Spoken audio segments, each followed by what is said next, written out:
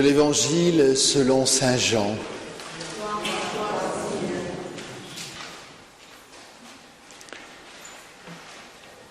Après cela, Jésus s'en alla de l'autre côté de la mer de Galilée ou de Tibériade. Une grande foule le suivait à la vue des signes qu'il opérait sur les malades. Jésus gravit la montagne et là, il s'assit avec ses disciples. Or, la Pâque, la fête des Juifs, était proche. Levant alors les yeux et voyant qu'une grande foule venait à lui, Jésus dit à Philippe : « D'où nous procurerons-nous des pains pour que mangent ces gens ?» Il disait cela pour le mettre à l'épreuve, car lui-même savait ce qu'il allait faire. Philippe lui répondit : « 200 deniers de pain ne suffisent pas pour que chacun en reçoive un petit morceau. » Un de ses disciples, André, le frère de Simon-Pierre, lui dit : « Il y a ici un enfant qui a 5 pains d'orge et 2 poissons, mais qu'est-ce que cela pour tant de monde ?» Jésus leur dit : « Faites s'étendre les gens. » Il y avait beaucoup d'herbe en ce lieu. Ils s'étendirent donc au nombre d'environ 5000 hommes. Alors, Jésus prit les pains et, ayant rendu grâce, il les distribua aux convives, de même aussi pour les poissons, autant qu'ils en voulaient. Quand ils furent repus, il dit à ses disciples : « Rassemblez les morceaux en surplus afin que rien ne soit perdu. » Ils les rassemblèrent donc et remplirent 12 couffins avec les morceaux des 5 pains d'orge restés en superflu à ceux qui avaient mangé.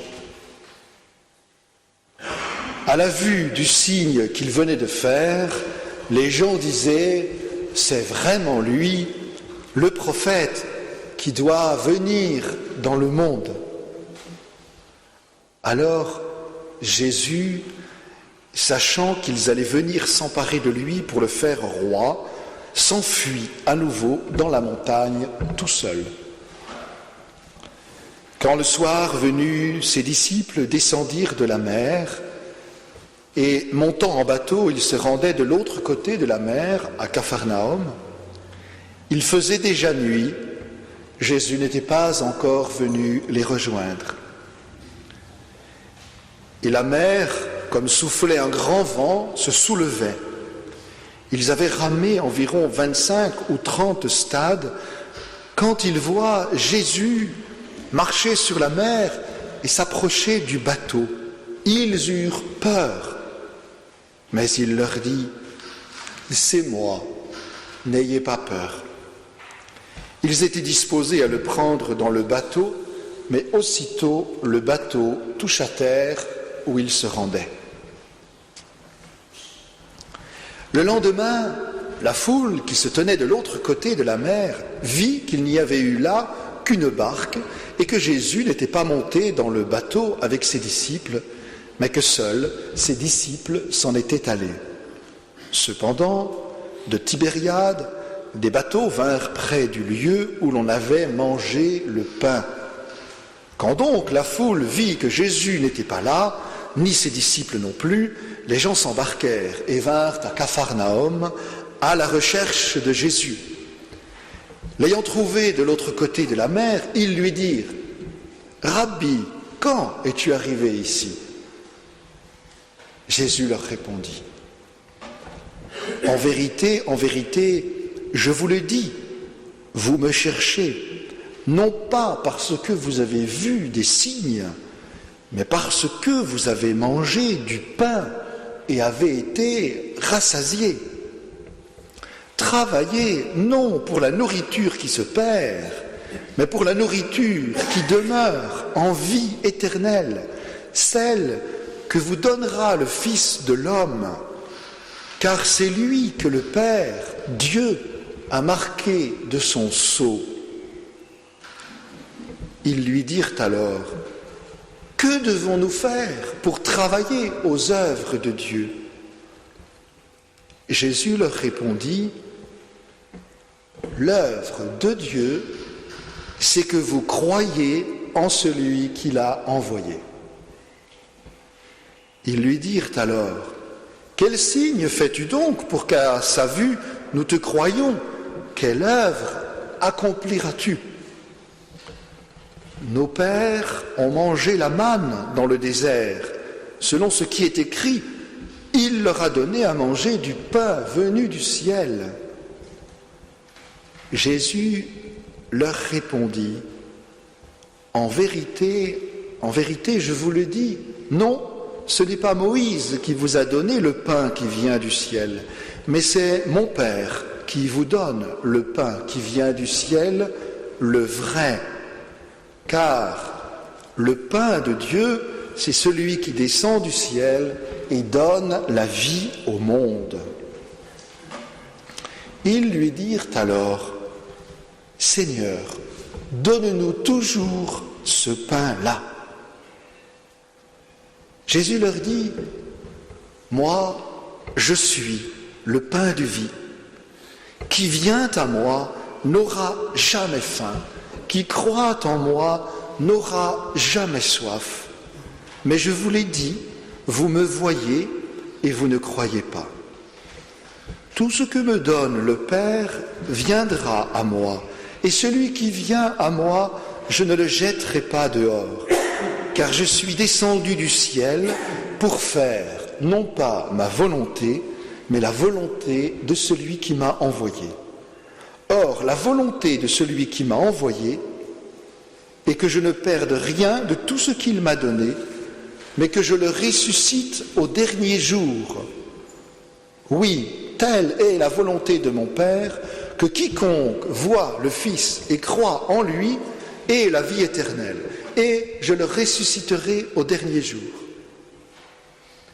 Les Juifs, alors, se mirent à murmurer à son sujet, parce qu'il avait dit, « Moi, je suis le pain descendu du ciel. » Il disait, « Celui-là n'est-il pas Jésus, le fils de Joseph, dont nous connaissons le père et la mère? Comment peut-il dire maintenant, « Je suis descendu du ciel » ?» Jésus leur répondit, « Ne murmurez pas entre vous. Nul ne peut venir à moi si le Père qui m'a envoyé ne l'attire, et moi, je le ressusciterai au dernier jour. Il est écrit dans les prophètes, ils seront tous enseignés par Dieu. Quiconque s'est mis à l'écoute du Père et à son école vient à moi. Non que personne ait vu le Père, sinon celui qui vient d'auprès de Dieu, celui-là a vu le Père. En vérité, je vous le dis, celui qui croit a la vie éternelle. Moi, je suis le pain de vie. Vos pères, dans le désert, ont mangé la manne et sont morts. Ce pain est celui qui descend du ciel pour qu'on le mange et ne meure pas. Moi, je suis le pain vivant descendu du ciel. Si quelqu'un mange de ce pain, il vivra pour toujours. Et le pain que je donnerai, c'est ma chair pour la vie du monde. » Les Juifs alors se mirent à discuter fort entre eux. Ils disaient, « Comment celui-là peut-il nous donner sa chair à manger ?» Alors Jésus leur dit, « En vérité, je vous le dis, si vous ne mangez la chair du Fils de l'homme et ne buvez son sang, vous n'aurez pas la vie en vous. Qui mange ma chair et boit mon sang a la vie éternelle, et je le ressusciterai au dernier jour. Car ma chair est vraiment une nourriture, et mon sang vraiment une boisson. Qui mange ma chair et boit mon sang demeure en moi et moi en lui. De même que le Père qui est vivant m'a envoyé et que je vis par le Père, de même celui qui me mange, lui aussi vivra par moi. Voici le pain descendu du ciel, il n'est pas comme celui qu'ont mangé les pères et ils sont morts. Qui mange ce pain vivra pour toujours. Tel fut l'enseignement qu'il donna en synagogue à Capharnaüm.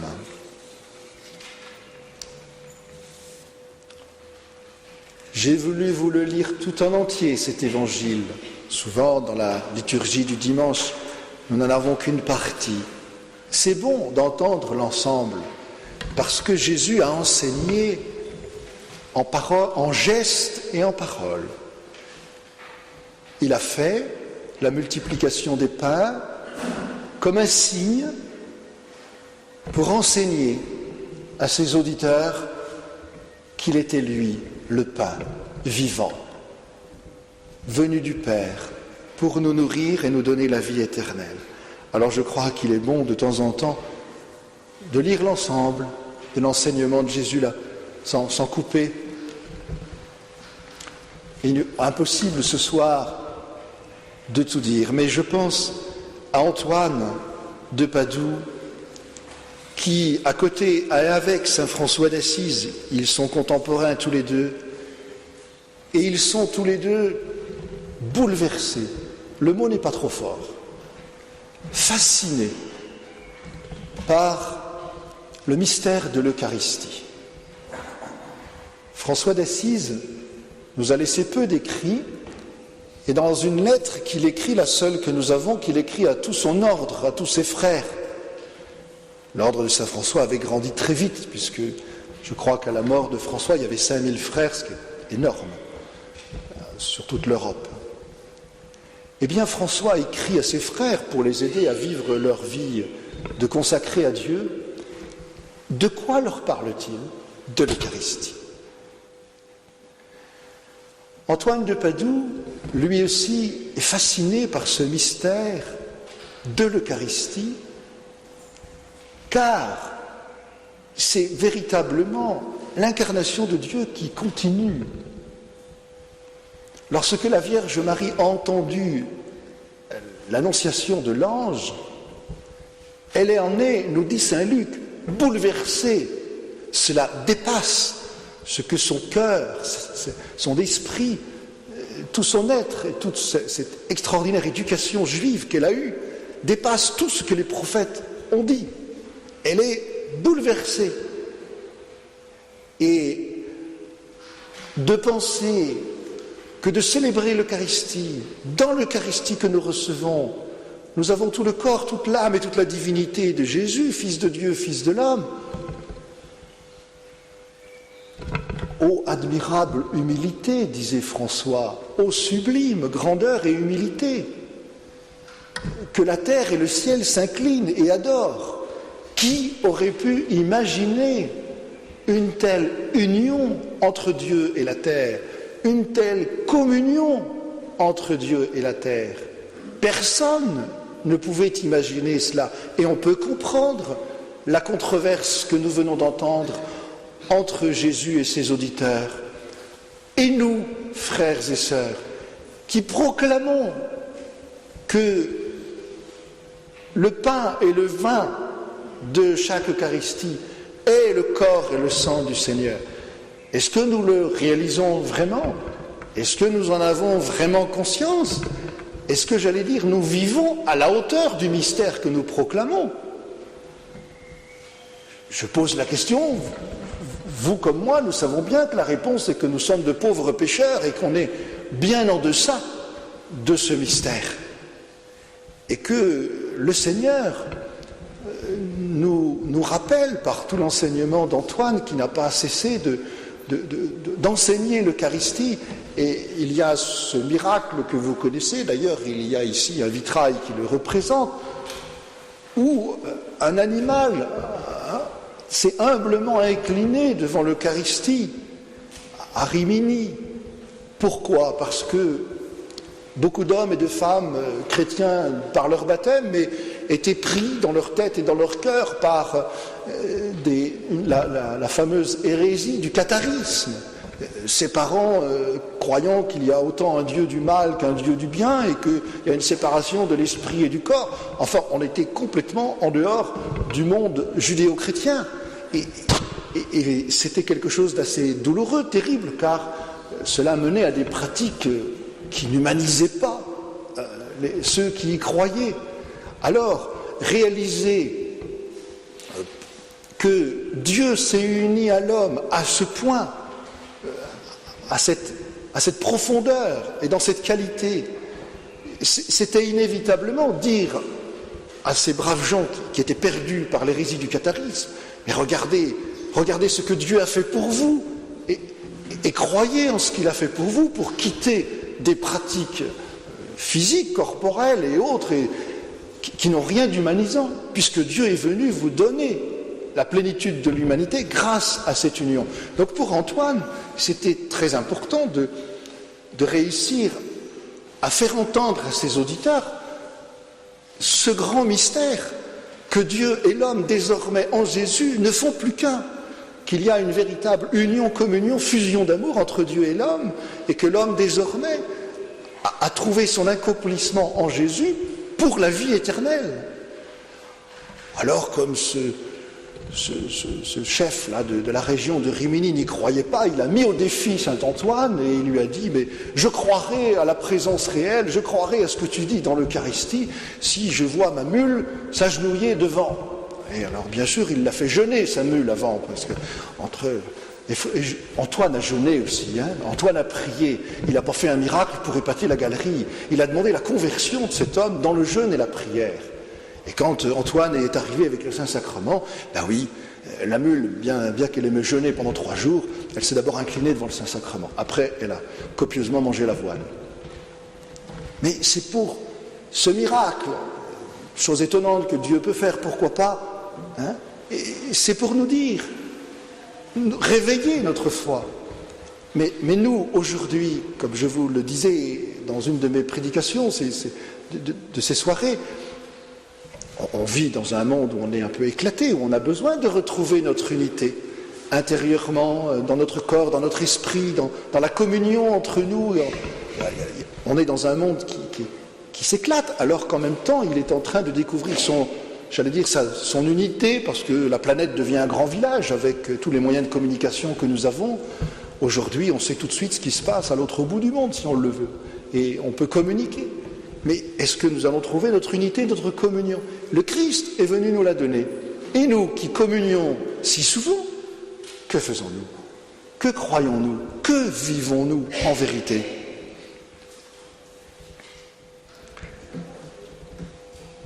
Lorsqu'il en a parlé dans une de ses homélies, le pape Benoît XVI, aux Journées mondiales de la jeunesse en Allemagne, a invité les jeunes et tous ceux qui l'écoutaient à travers les médias, les jeunes chrétiens, à mettre l'Eucharistie au centre de leur vie. Et en rappelant ce que saint Jean vient de nous dire, il a employé une expression très, très forte pour dire que dans la personne de Jésus, lorsqu'il est affronté à la violence de ceux qui le crucifient et plus encore à la violence de nos péchés qu'il porte en nous, car la souffrance morale de mon péché qu'il a porté en lui est plus lourde encore que l'horrible supplice de la croix, comme je vous l'ai déjà dit. Cette violence où le Christ a été conduit par ma faute, par nos fautes à tous, par nos péchés qu'il a portés, lui, le Christ, parce qu'il est ce cœur vivant d'amour de Dieu, reçoit cette violence et la brise. Il la retourne en amour. Il y a une transformation qui se fait dans son cœur, parce qu'il est Dieu. Il n'y a que Dieu qui peut porter le péché du monde, personne d'autre.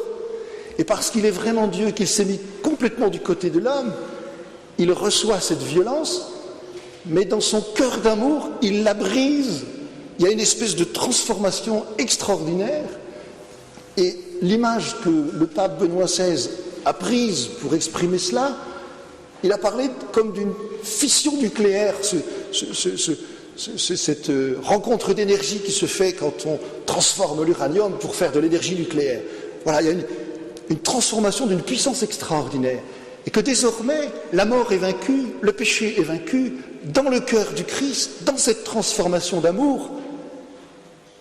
Et lorsqu'il nous laisse le mémorial de son corps et de son sang, lorsqu'il nous dit « Voici mon corps livré pour vous, voici mon sang livré pour vous, faites ceci en mémoire de moi », il nous laisse son cœur d'amour avec cette puissance de transformation. C'est-à-dire que tous ceux qui vont communier à ce corps et à ce sang d'amour vont être eux aussi transformés dans leur être en cet amour. Ce qui a fait dire, plus exactement, c'est Jésus qui l'a dit à saint Augustin, quand saint Augustin s'est converti, a découvert, rencontré Jésus, Jésus lui a dit, on retrouve ça dans les confessions de saint Augustin, mange. Il s'agissait de l'Eucharistie. Mange ce pain de vie. Mais à la différence du pain ordinaire, ce n'est pas toi qui vas transformer ce pain en toi, c'est ce pain qui va te transformer en lui. Nous sommes destinés à devenir ce que nous mangeons, ce que nous recevons.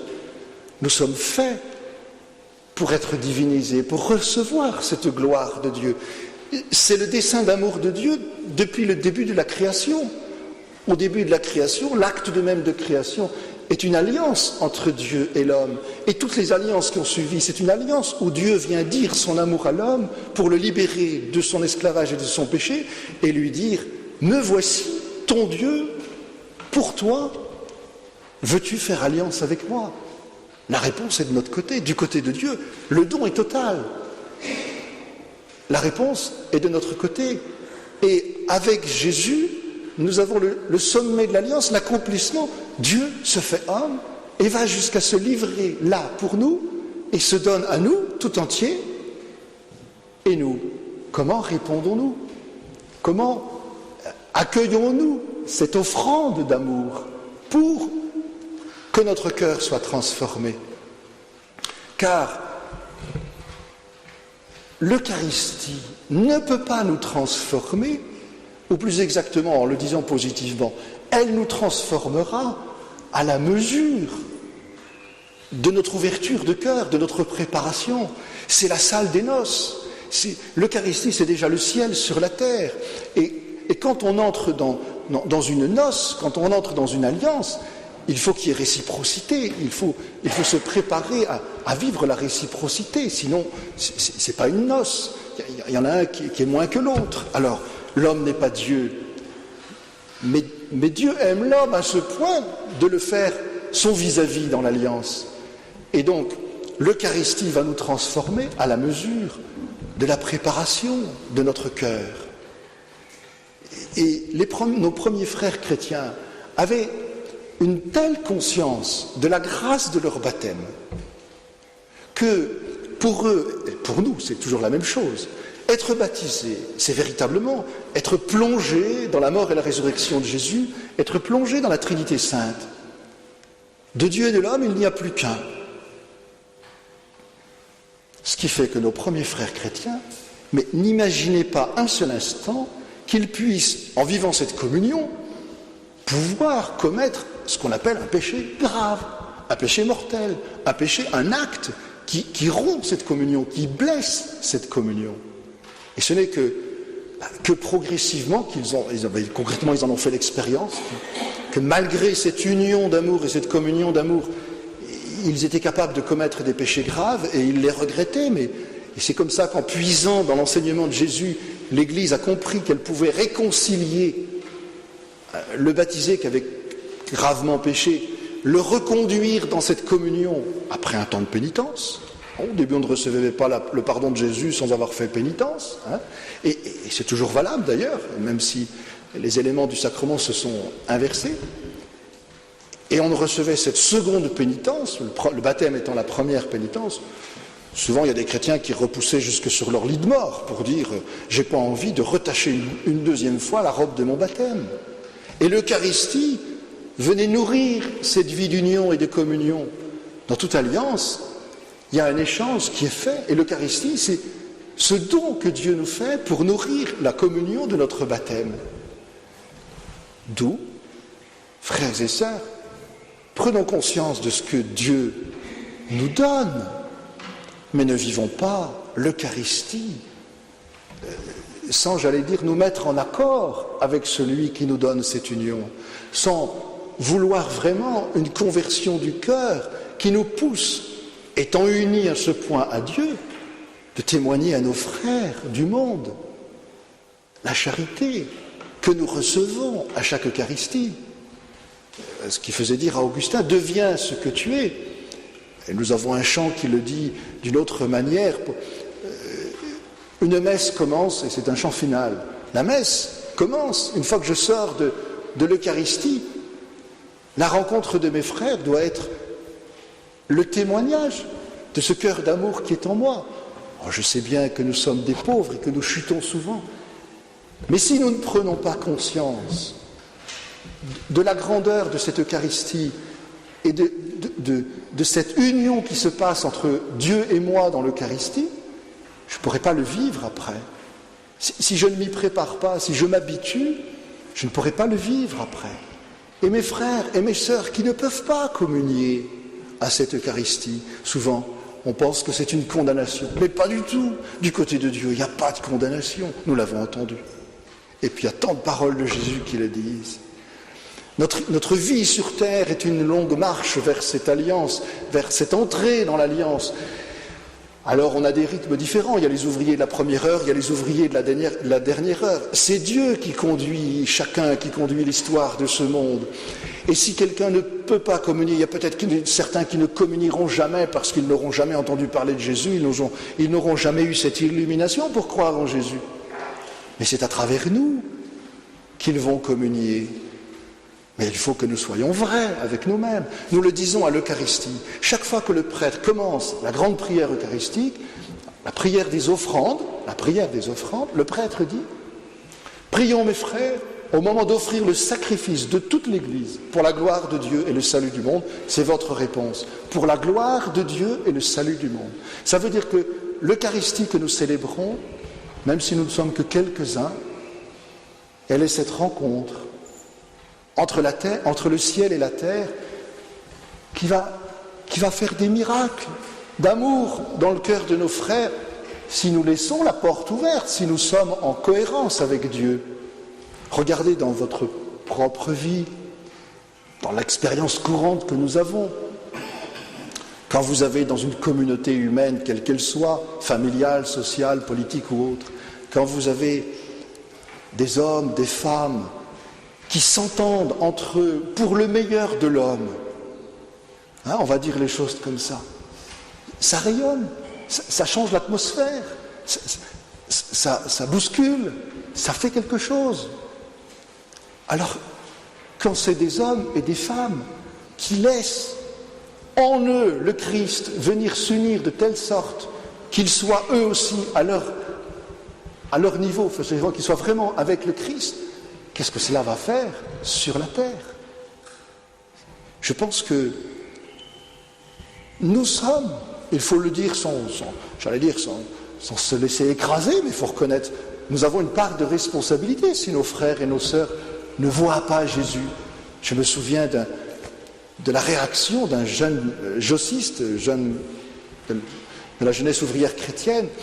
Il était tellement passionné de Jésus, il en parlait à un de ses camarades, et ce camarade lui dit « Mais ton Jésus, tu m'en parles tout le temps, montre-le-moi ». Et ce jeune homme de dire « Regarde-moi ». Il fallait vraiment qu'il ait la foi que Jésus était en lui, et qu'il soit cohérent avec ce qu'il disait, pour pouvoir dire « Regarde-moi ». Mais c'est cela. Alors, demandons à saint Antoine, dans cette treizaine, la foi. Nous l'avons reçue le jour de notre baptême, mais c'est souvent un feu qui est en nous, mais sous la cendre. Mais une foi brûlante en l'Eucharistie. Quand François d'Assise terminait sa lettre à ses frères sur l'Eucharistie, Voilà la prière qu'il formulait. Une prière de chrétien. Vraiment une prière de quelqu'un qui avait compris qu'il avait besoin d'être renouvelé de l'intérieur et qu'il ne le serait que par la grâce de Dieu, que par le don de Dieu, que parce que l'Esprit de Dieu allait agir en lui, le travailler, le transformer, le purifier, pour qu'il soit à la hauteur de ce mystère de l'Eucharistie. Dieu très haut et glorieux. Par nous-mêmes, nous ne sommes que pauvreté. Mais toi, dit François, à cause de toi-même, donne-nous de toujours savoir ce que tu veux et de l'accomplir. Ainsi nous serons purifiés, illuminés, embrasés par le feu du Saint-Esprit, et alors nous parviendrons jusqu'à toi très haut, qui en très simple unité et trinité vit et règne pour les siècles des siècles. Voilà. Je suis rien par moi-même, tout ce que je suis vient de Dieu. Alors je lui demande vraiment de me faire connaître sa volonté, c'est ce que nous entendons dans l'Évangile, et de la faire. Et faire cette volonté, cela va nous purifier, nous illuminer, nous unir à Jésus. Nous-mêmes, nous parviendrons au ciel, mais quand une âme s'élève, elle élève le monde, et le monde avec nous parviendra à Dieu.